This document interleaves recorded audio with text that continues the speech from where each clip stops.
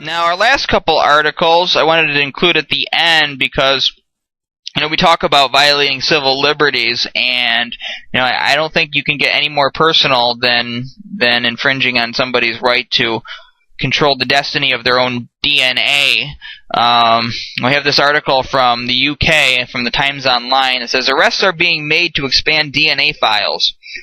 Police are routinely arresting people simply to record their DNA profiles on the national database, according to a report published today. How many people knew that England had a national DNA database before this? It also states that 3/4 of young black men are on the database. The finding risks stigmatizing a whole section of society, the equality watchdog has warned. The revelations will fuel the debate about the DNA database, the world's largest. They are included in a report by the Human Genetics Commission, an independent government advisory body. It criticizes a piecemeal development of the database and questions how effective it is in helping the police investigate and solve crimes.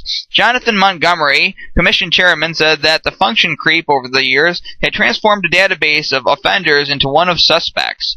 Almost 1 million innocent people are now on the DNA database. Professor Montgomery said there was some evidence that people were arrested to retain the DNA information even though they might not have been arrested in other circumstances. He said that a retired senior police officer told the commission, it is now the norm to arrest offenders for everything if there is a power to do so. It is apparently understood by serving police officers that one of the reasons is so that DNA can be obtained. He said that the tradition of only arresting someone when dealing with serious offenses had collapsed. Now that's just in England, right? Nothing like that could ever happen here. Government taking newborn DNA samples without permission. And that means the U.S. government. In 2006 and 2007, then Senator Obama filed legislation that would create a national DNA database. The same bill was filed by Senator Patrick Kennedy in 2008. The bills required parental consent, but all three died in the Senate. A new proposal will likely find its way back into the pipeline in the near future. Now, the video, like I said, is from KXAN, and let's watch it. Blood samples taken from every Texas newborn, mixed with new concerns about Big Brother. Tonight, Austin News investigates the once secret collection of blood. A new law gives parents the right to have leftover blood samples destroyed, but a loophole is raising some privacy concerns.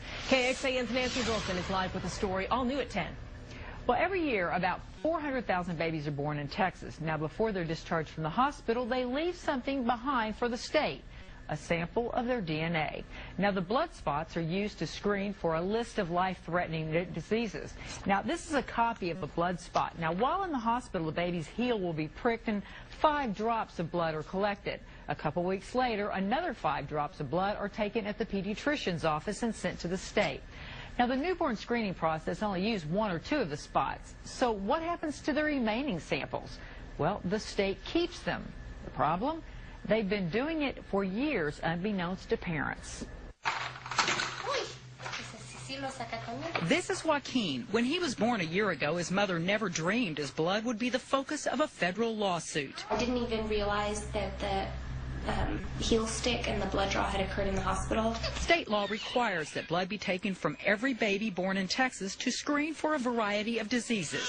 I agree with the newborn testing. I mean, I'm glad to know that my son doesn't have any kind of metabolic disorder. But then I just couldn't believe it. She learned the state, without her knowledge or consent, was keeping her son's leftover blood samples. It made me really mad that nobody asked me whether they could keep my son's DNA. The state didn't ask any of the parents whose children were born between 2002 and 2009 for permission to bank the millions of blood spots collected under the newborn screening program. The blood spots are valuable for use in research. Andrea is supportive of medical research, but government still has to ask. They can't just take it. And everyone has the right to make that decision for themselves. The state disagreed and said parents didn't have the right. The minute I found out about this, I thought this is something that we needed to get into litigation and get it stopped. Harrington filed suit on behalf of Andrea and other parents. The Texas legislature responded. They passed a new law that allows the state to keep and use the samples for research, but requires parents to be notified and allows parents to request that their child's blood spots be destroyed.